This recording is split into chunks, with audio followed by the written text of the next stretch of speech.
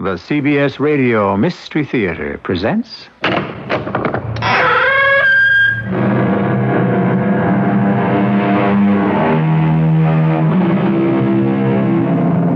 Come in. Welcome. I'm E.G. Marshall. My wife doesn't understand me has always been a rather common complaint. And classically, it has been uttered by harried and put-upon husbands who insist that they stray far afield only to enlist the sympathy and commiseration that seems to be denied them at home. And yet, how often do any of these poor, deprived fellows think to put the proposition in reverse and say, I don't understand my wife?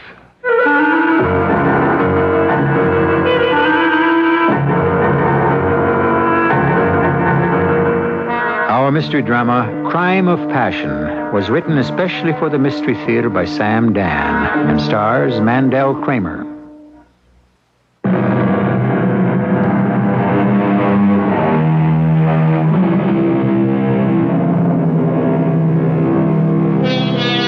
An intelligent woman is a woman with whom one can be as stupid as one wishes. That was the opinion of a learned Frenchman. And since the French are the acknowledged authorities on the games that men and women play, we should listen very carefully. Certainly, history has proved that intelligent women have a hard time in this world, especially when they are married to shallow, heavy-footed men. George Parrish, a night watchman, is coming home very late one night. He opens the door to his apartment, tiptoes inside. He doesn't want to disturb his sleeping wife. But she isn't sleeping. She's very much awake. And there's a man with her. Oh, Millie. Millie. What would I ever do without you? Why, you two-timing... George! You've got the right idea! Don't, George! Please don't!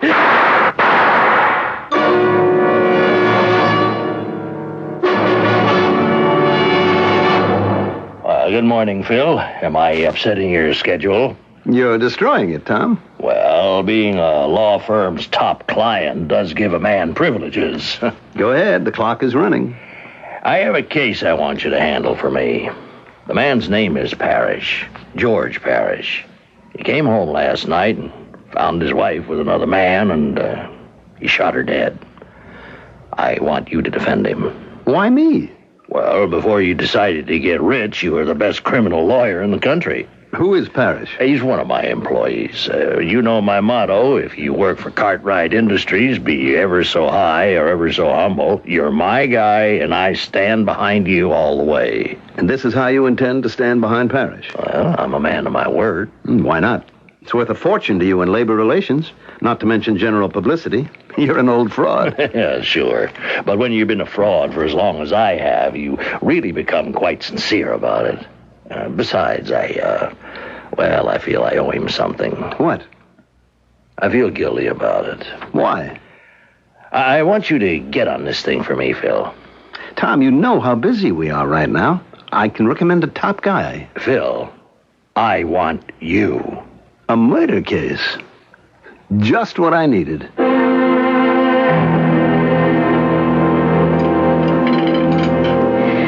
What's new in the paper this morning, dear? Oh, just the usual bad news. Oh. I'm sorry, darling. About what? I know I shouldn't be reading the paper at breakfast. Oh, that. It's just that I have absolutely no time to myself during the day. I mean, it isn't right. We seem to spend so little time together. I know. But things just seem to keep piling up. Yes, they do. You're being very understanding about it, aren't you?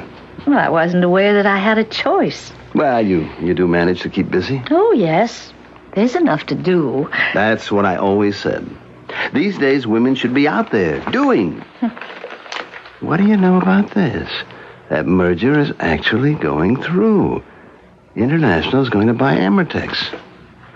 Oh, how's the job coming? Oh, it's interesting. And how is Frank as a boss? Oh, if you want to learn how to run an art gallery, there's no better teacher. Oh, something fascinating happened just yesterday. Why would International want to acquire Amertex? I mean, they must know it's a company completely enmeshed in legal problems, or do they? Oh, I'm sorry, darling. What you were about to say? Oh, it wasn't important.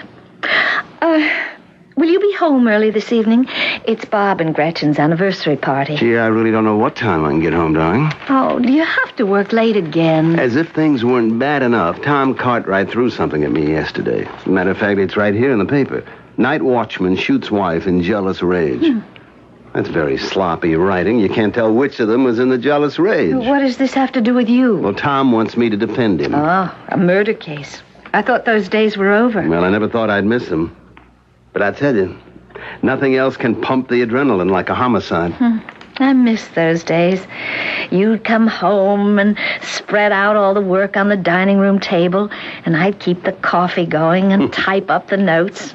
And just before dawn, many times, we'd go out to breakfast. Well, you can only do that when you're very, very young. Oh, you talk as if we're very, very old. Well, we were very, very poor. Phil, we were never poor. Well, I mean, compared to what we have today. I often wonder. About what? Oh, about everything.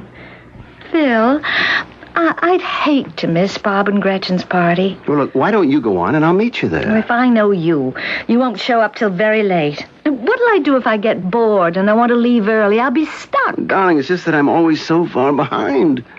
You could go by yourself. I'd have to worry about a taxi late at night. Oh, I know. Frank Hertford. What about him? Ask him to take you. Oh, I don't know. I see enough of him during the day. Frank is tailor-made for the job. He's the perfect extra man. Well, he's really not much fun. He doesn't have to be. All he has to do is be your escort.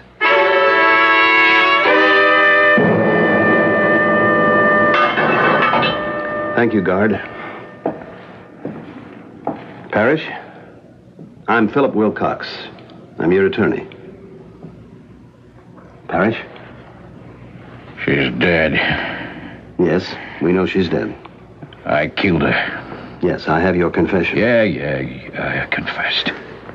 I want to read it to you. I don't want to hear it. You say, I came home early and I caught her with James Axford. I don't want to listen to it. They were both half-dressed. I knew they'd been together. I got so mad. Don't read anymore. I pulled the gun out of the holster.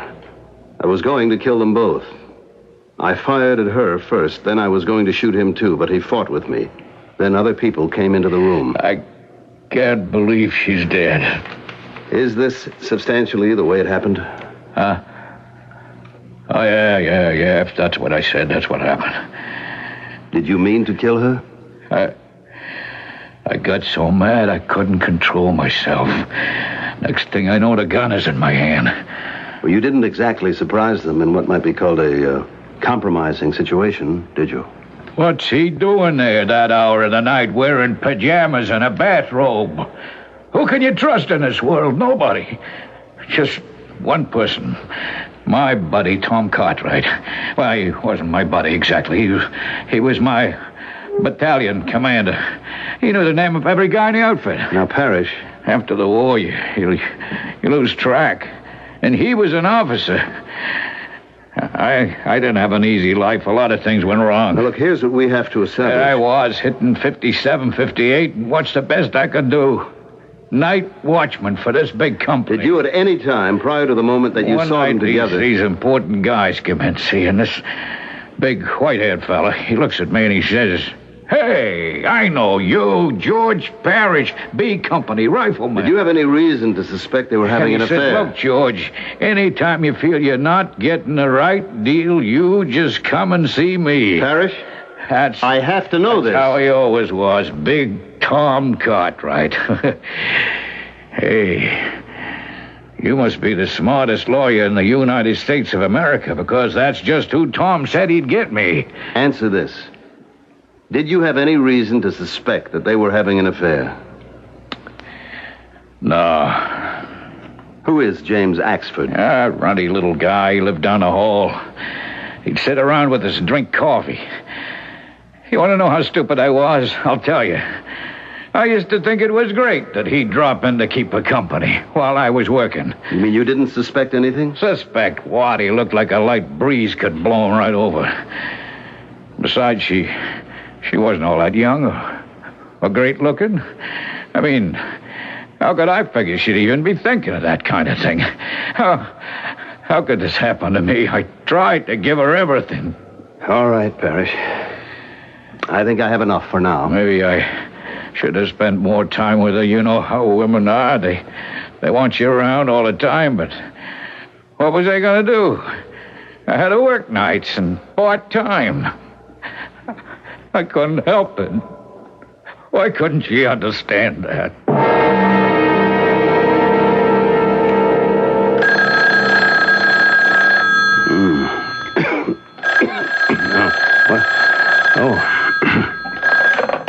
Hello. Phil, it's Tom. Now, I know it's a bit late, but actually it's only past midnight. Oh, I guess I dozed off. Yeah, I've been trying to reach you all evening. Did you see George Parrish? Yeah, I did. Well, how does it look? It looks good. Hey, that's great. You know, in cases like these, you usually have to explain the gun. You know, if he didn't mean to use it, why did he have it? Well, he had to carry it on the job. Exactly. And that's a big plus. So we'll go for something in the neighborhood of guilty due to temporary insanity. Well, I think that's exactly what did happen. So you're telling me that he'll do okay? Unless something unforeseen comes up. Like what? If I could tell you, it wouldn't be unforeseen, would it? I appreciate this, Phil. I want to help him. Oh, I'm sorry if I disturbed you. Good night. Yeah. Good night.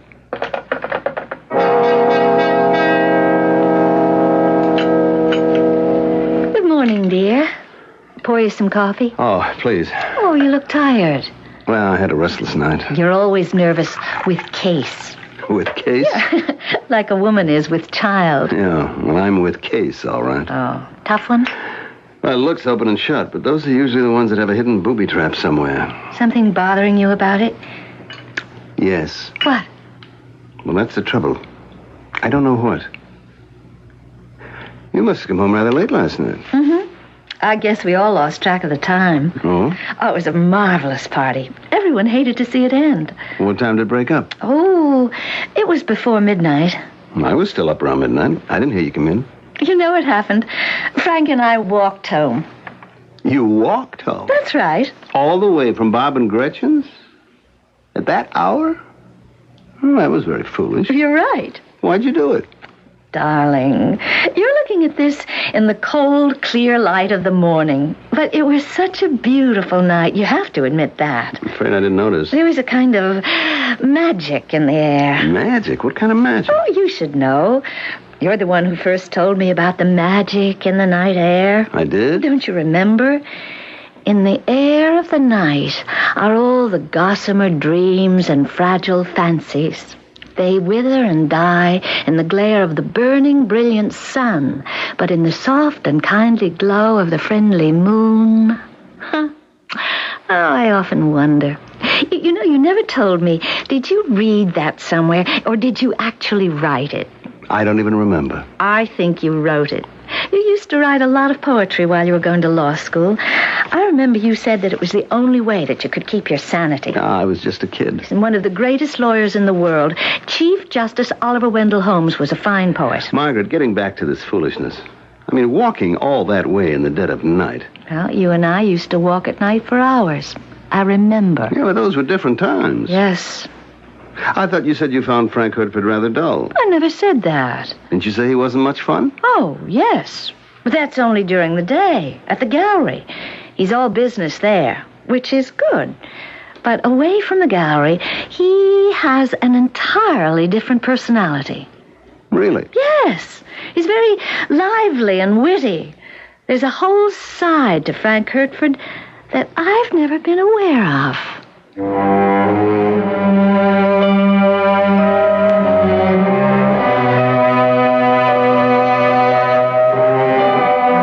On that line, let's take a break and see how things seem to be shaping up in our little drama. Of course, there's always a possibility that we might be reading a bit too much into what we've been hearing so far. On the other hand, we may not be reading enough. We'll just have to wait for Act 2 for a clearer definition.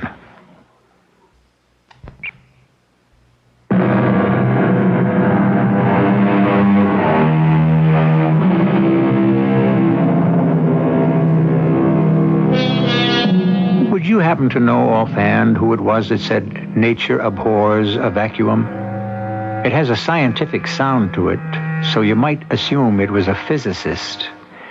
But the fact is, it was stated by a philosopher. And he wasn't thinking of things like vacuum tubes and the like because they hadn't yet been invented. No. What he had in mind were human affairs and what people will do if their lives are empty. Hi, Terry. Hey, Phil. Late as usual. Ah, it's like old times. We're going to lock horns again. Why don't you come downtown and really practice law? Why don't you come uptown and really make some money? When I get old. Then you won't be able to enjoy it. Say, I hear you guys are raking it in. However... However what? You're basically a one-client law firm.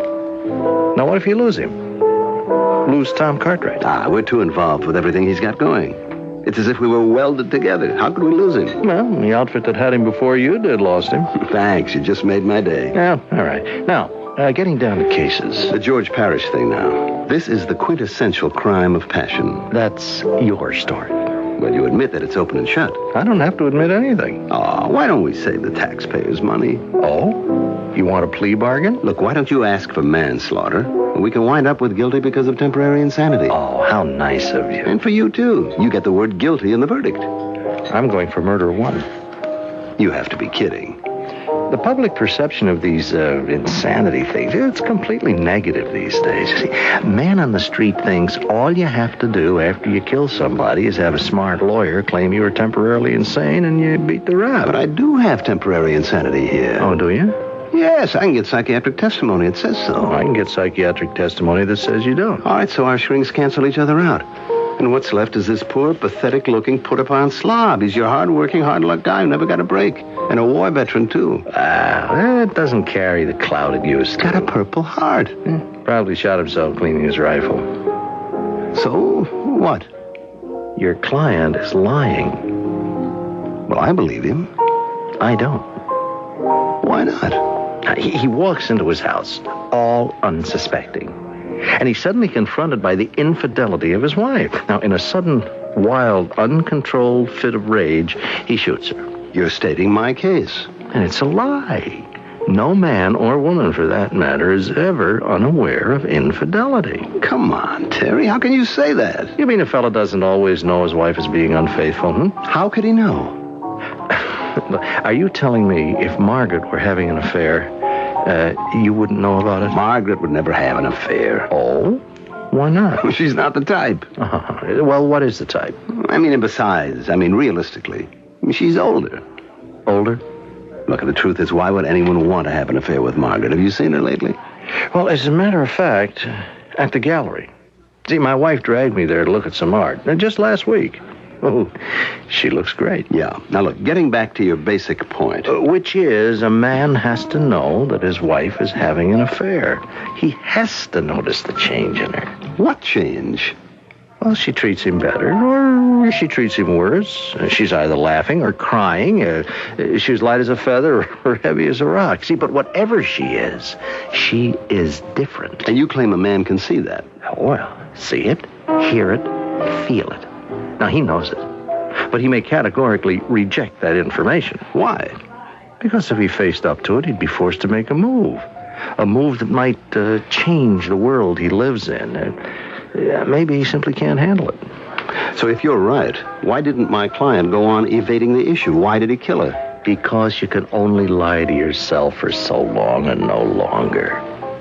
You see, you're taking a terrible psychological beating. You have to blow up. And suddenly, something happens, which may be completely unrelated to the marriage, but it's a terrible trauma, and that's when a guy goes home and makes her pay for it. Well, you'd better be able to prove that to our 12 good people and true. That's why we're having a trial, isn't it? Phil? Is that you? Yeah? You didn't say you were coming home, so I didn't bother with dinner. Oh, well, Hey, look at you. You like the dress? I don't know. Well, it's a bit daring. Oh, now, Phil. Well, let me put it this way. You usually dress with an eye toward suggestion rather than display. Well, I hardly think you could call this display. Well, for you, it's certainly something new. New? I've been dressing more or less like this since, it's been over a year now. I never noticed. Well, actually, Phil, you're very rarely home. Well, it has been a hectic time. I'm sure you understand that. Of course. You see me mostly at breakfast, and then I'm in my robe and my hair isn't done. No, just wait a minute. What did you just say, that I only see you at breakfast? Mm-hmm. We have breakfast together, and you leave the house. Then you generally come home very late for dinner. Darling, we are swamped in the office. Oh, of course. So when you do come home, I'm ready for bed. Sometimes I'm already asleep. But you do look different. I would hope so. I mean, you haven't really consulted me. I mean, what I mean is, every time you buy a new dress or decide on a different hairdo, you'd always ask my opinion. Darling, how long has it been since my hairdo or my clothes have been of any interest to you? Actually, you've become careless about my appearance. Certainly you've been much less strict lately, much less demanding. Well, I have had some very important concerns. Well, maybe my appearance isn't as important to you as it once was. Oh, now, come on, Margaret. Look, there's nothing personal in this. It's just a basic truism of married life in a great many marriages. Well, now that you're all dressed up, are you going somewhere? Mm-hmm. We're having a special showing at the gallery tonight. Oh. It's going to be quite an event. Why don't you come along? Oh, I'm not sure I'd fit in with the sort of people who'll be there. Well, most of them are very nice people. And the truth is, I simply have to finish some work. If you keep this up, then the work is going to finish you. Why not take a night off? The truth is, honey, I'm just too tired. I mean, do you have to go? It's a very important evening. Frank is depending on me. Oh. Don't worry, dear. Frank will see to it that I get home all right.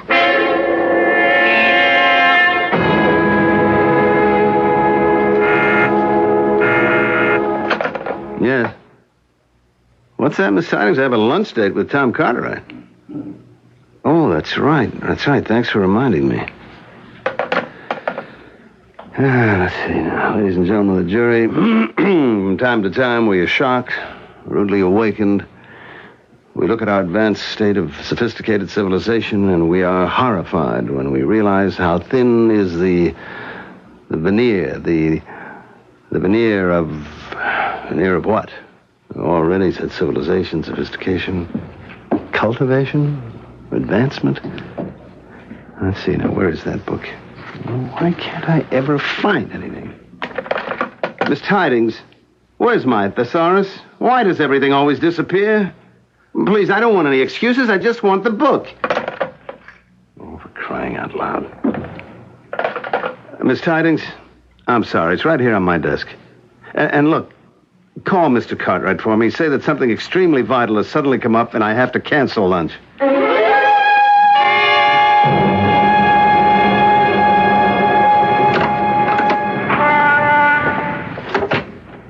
May I help you? Yes, I'm looking for Margaret Wilcox. Did you have an appointment with Mrs. Wilcox? Well, I don't usually make appointments with Mrs. Wilcox. I'm Mr. Wilcox. Oh, how do you do, sir? Was Mrs. Wilcox expecting you? Well, it's just that I happened to be in the neighborhood and thought I'd drop by and take her to lunch. Oh, well, they're not here at the gallery just now. They? Margaret and Frank Hertford. I think they said they were going to Philadelphia to look at the work of a new artist. Oh. Well, it was just a spur-of-the-moment thing. Thank you. Thank you very much.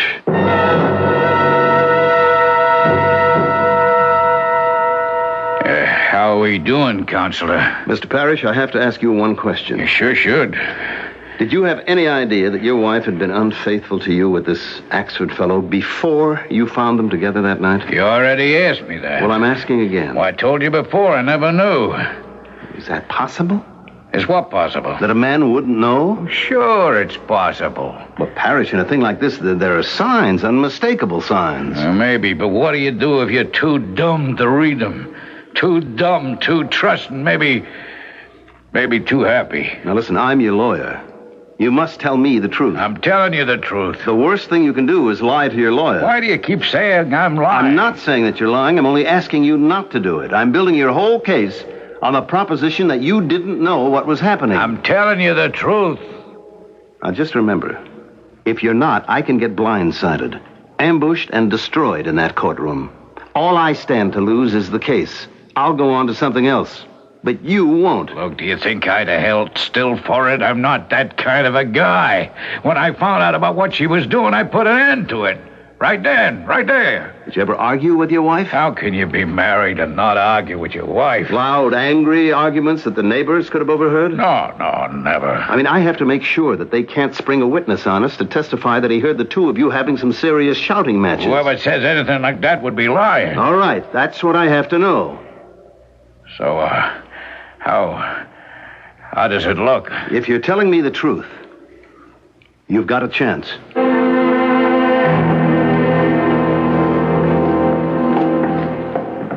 Hey, Phil. Oh. Been visiting your client, I see. Terry, do you actually believe that you can get him on murder one? Yeah, You have to prove premeditation. I know. Well, it's awfully tough in a case like this. That's true. You're really sticking your neck out. That's what your neck is for, buddy. Well, you must think you have something. You ever read a play by James M. Barrie? Now, what are you trying to pull on me? It's called What Every Woman Knows. What about it? Well, he makes a very big deal about how completely a woman understands the man she's married to.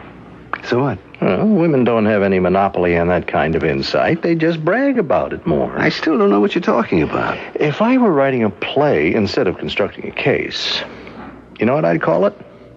What Every Husband Knows. Yeah? What does he know? What doesn't he know?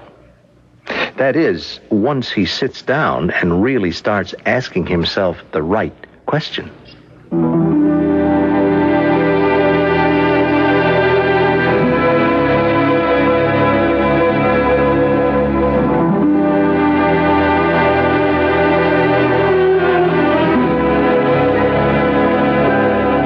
Well, what does a husband know?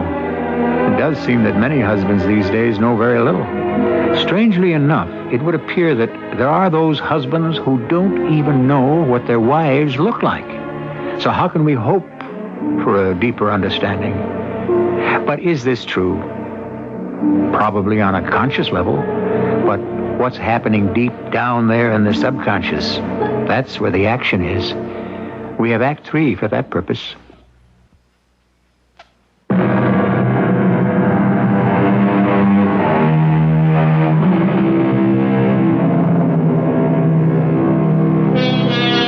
We have the word wedlock, which is used to define the married state.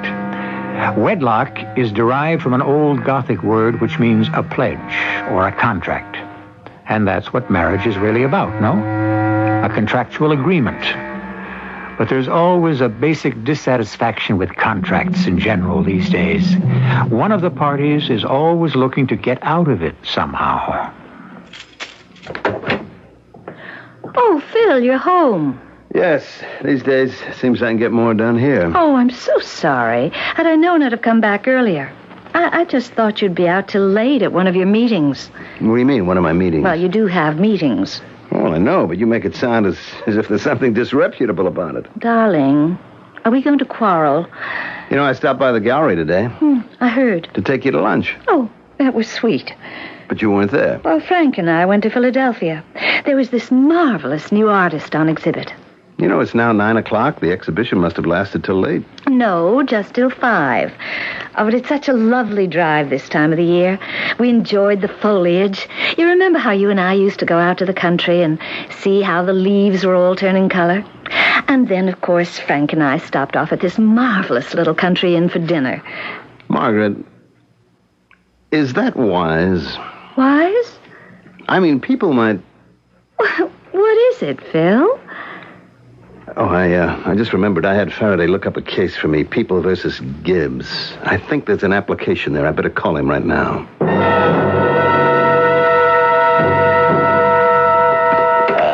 Phil, you got a minute? Oh, come in, Tom. Sit down. Well, thank you. I don't see you at the club. I don't see you anywhere these days. And what's this? A sandwich at the desk? I'm in the middle of a murder case, remember? And you'll get him off, won't you? Well, a man doesn't get off in a situation like this. He still has to pay a price. Well, okay, a couple of years, maybe. That's the same as getting off, isn't it? Phil, you're worried, aren't you? I always worry when I'm in court. Sure. He killed his wife. But it was in a fit of sudden blind rage. You know, in that single terrible moment, his whole world collapsed. Now, he'd worshipped that woman. That's your defense, isn't it? That's right. Well, it sounds great to me. What could be wrong with it? I don't know. Well, are you saying there is something wrong with it? I don't know that either. And what's wrong with you? Terry McLean. Oh, you're a district attorney friend. Mm-hmm. I don't like his attitude, Tom. He wouldn't have gone for first-degree murder if he didn't hold something up his sleeve. Well, something like... He's just a bit too confident. Oh, come on. There are guys who can sit with a nothing hand and make you believe they're holding 4 aces. Look, I know, Terry. He's got something. What?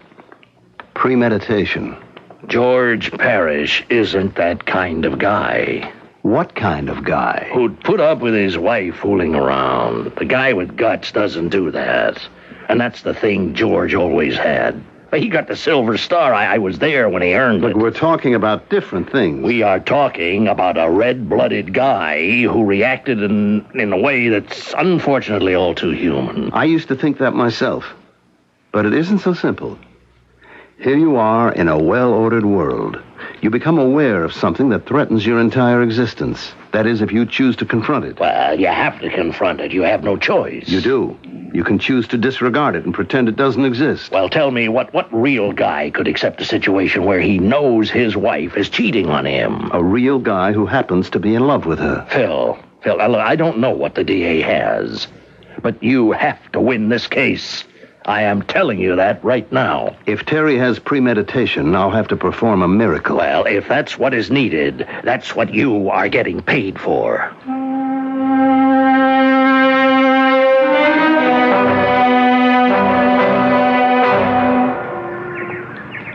Do you mind if I sit down here? It's a public bench in a municipal park. Beautiful day, isn't it? Excuse me. I see you're busy with your own thoughts. I have no right to intrude, but I had this idea that I should talk to you because your name is Philip Wilcox, isn't it? How do you know me? Oh, you're a lawyer and a very good one. You're defending a man named George Parrish who murdered his wife. Oh, you must have seen my picture in the paper. At first I thought I'd visit you in your office. Why? But I didn't have the nerve. Then I noticed you would come down here and sit in the park for a few minutes each day at noontime. What's on your mind? I know something about the Parrish murder case that you're unaware of. Oh, yes? There was nothing between James Axford and Millicent Parrish. Oh, there was a great deal between them, but nothing carnal or fleshly or sexual. How do you know? Because of the type of man that James Axford happens to be. He was completely lacking in that type of orientation. Is that a fact? Yes. Then why was he in her apartment at 2 a.m. in his robe and pajamas? He needed comfort. Comfort? Yes. James Axford is a man who suffers from loneliness. He was unable to sleep. He was frightened. Of what? Of the world, of everything, of anything, of nothing. And so he went to her, and she spoke to him as she always did. Always? She was always ready with a comforting word, a cheering thought. She was so filled with life that she had so much to give. And the stupid, stolid, ignorant ox she was married to just didn't take any of it. He was never home, always trying to find a fortune. Didn't he know he had one in the house? How do you know so much about this? Oh, I'm sure by this time you know who I am. Yes, she comforted me. Toward the end, I had to comfort her. Why? She was worried about him. For what reason? He was afraid he'd lose his job. But I know Tom Cartwright. Tom would never fire him. Oh, but he did. Why do you say that? Do you know it for a fact? George must have been fired. That's why he came home and shot her. Funny. He says he shot her because of me, and I had never had anything to do with her. In that way. But in a sense, in a real sense, I was getting her ready for another man. I was awakening her to the the possibilities of the world. A woman like her with all that imagination, all that life. She has so much to give. If her husband doesn't want to take it, she has to find someone who will. Why are you telling me all this? Oh, because I have a sense of humor. I'm a waiter. The other day I worked at a big party. The most beautiful woman there, I thought, was a Mrs. Philip Wilcox. Mrs. Wilcox? I saw she was there without her husband. The story is she goes everywhere without her husband. I saw how the men looked at her. So, who is better equipped than you to be the defense attorney in this type of murder case?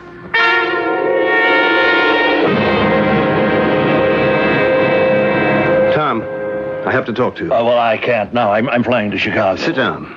Just wait a minute. You can't just barge into my office. Tom, the day he killed his wife, did you fire George Parrish? Now, what kind of a question is that? If the answer is yes, my whole defense collapses. There's no way a thing like that could come out, is there? Oh, boy. Well, who would bring it up? George wouldn't. How did you fire him? Oh, well, I called my secretary and I said...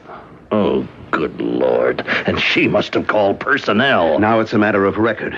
No wonder my DA friend Terry's been going around with that Mona Lisa smile on his face. I told you he got the Silver Star. It was for saving my life under fire. Great. So why did you give him the sack? Because he'd been stealing. Though I didn't mind. I mean, what did it add up to? A couple of hundred now and then. But the foreman and the other fellas, they were wise to it, so I had to stop it. Now, I said, George, you have to cut it out. If you need extra dough, just come to see me. So shouldn't that have ended it? No, he kept on stealing, taking advantage of me, making me look like a chump to the other guys. And so I called him in. I blew my stack and I said, get out of here. He turned pale as a sheet of paper. Well, I guess he must have nursed it for a while. Then he went home and he killed her. Who else did he have to take it out on? The DA knows about it. He has to. But you see, he didn't kill her. I did. I made him do it. And I should have given him another kind of job, but what? He wasn't good for anything else. Tom, there's no way I can save him. But you have to. I cannot do the humanly impossible. I don't recognize words like humanly impossible. And I don't have to, because I pay top dollar. And all I know is I want results.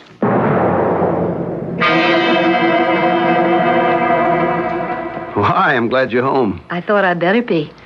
I was in the courtroom today. I didn't see you. I heard you make the charge to the jury.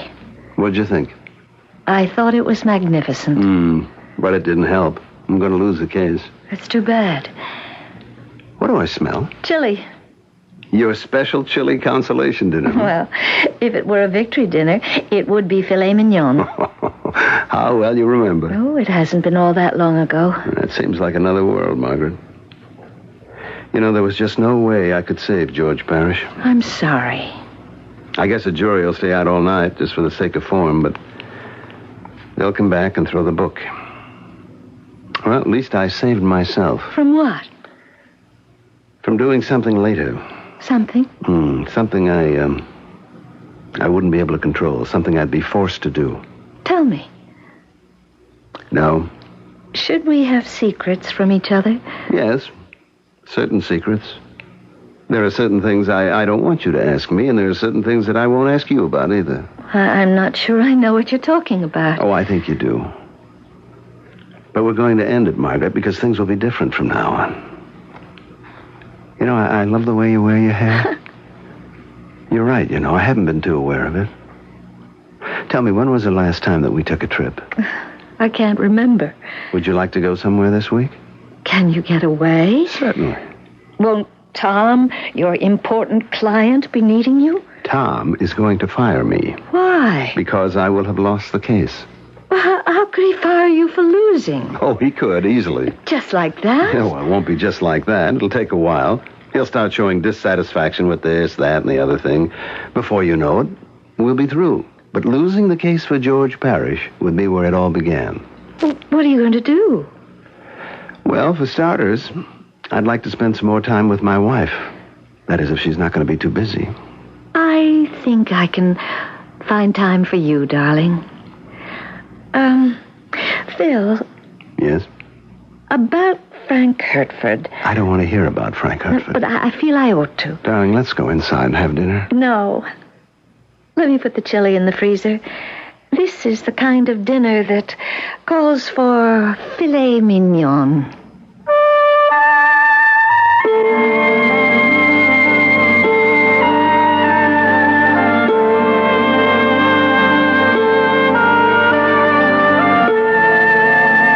And there the matter must rest. Mr. Phil Wilcox, an astute attorney and a capable judge of human nature, including his own, would agree wholeheartedly with the following dictum. If a man has a charming, attractive wife, and he pays no attention to her, he has only himself to blame if other men do. I'll be back shortly.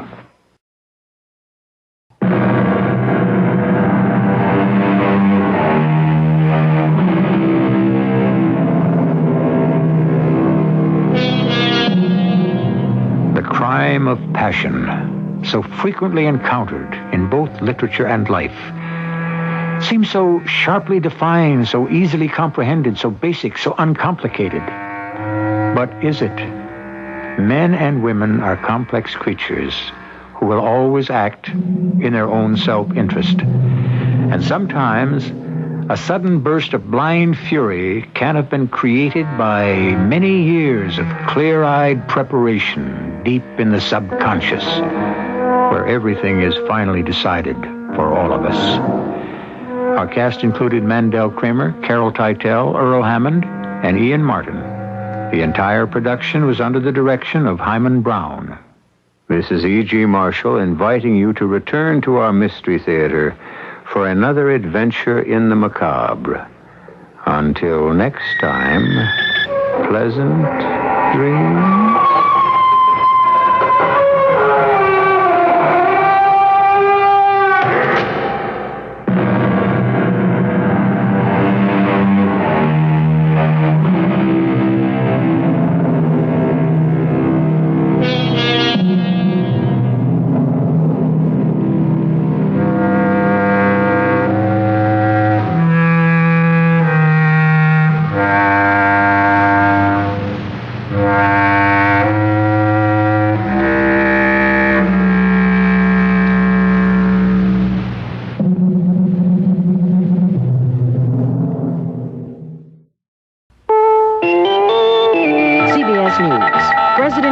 Underscores America's intention to boycott the Summer Olympic Games in Moscow if the Soviets do not leave Afghanistan by next week's deadline.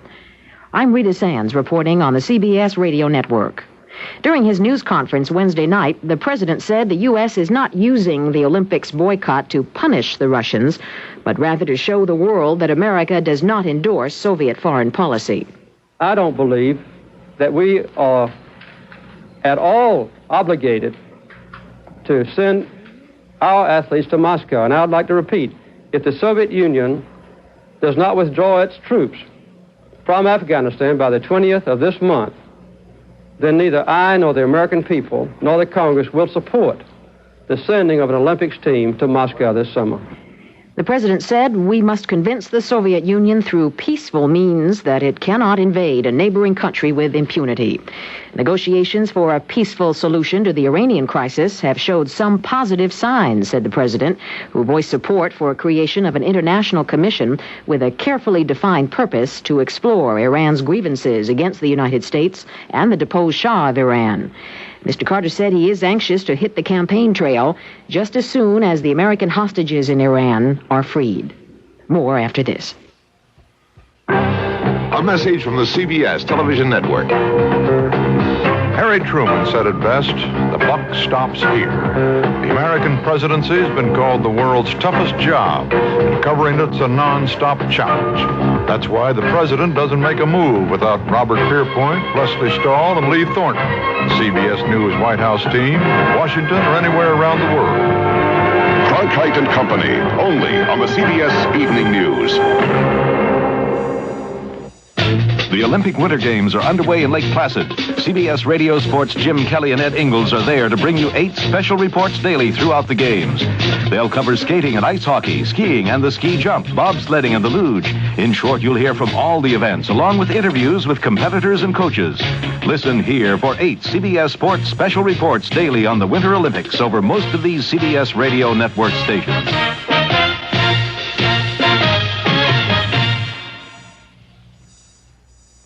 Statistics show that commuter airline flights face an accident risk 5 times greater than flights by bigger commercial jets.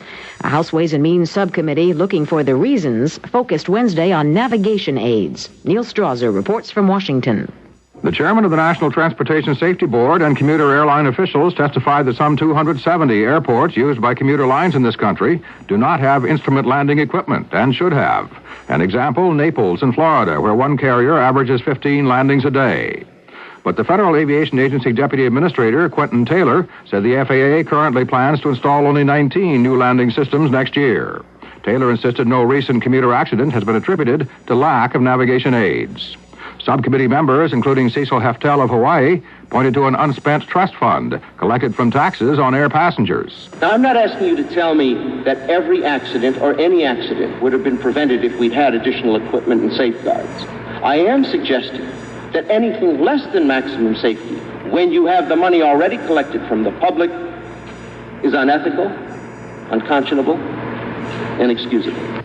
The cost of installing the equipment was estimated at a 40th to a 20th of the money in the trust fund. Neil Strauser, CBS News, Washington. The president of Chicago's Firefighters Union says his men are definitely going on strike following the collapse of contract talks. When the walkout will begin was not revealed. Mayor Jane Burns says the city is prepared for such an event with a contingency plan, details of which have not been disclosed.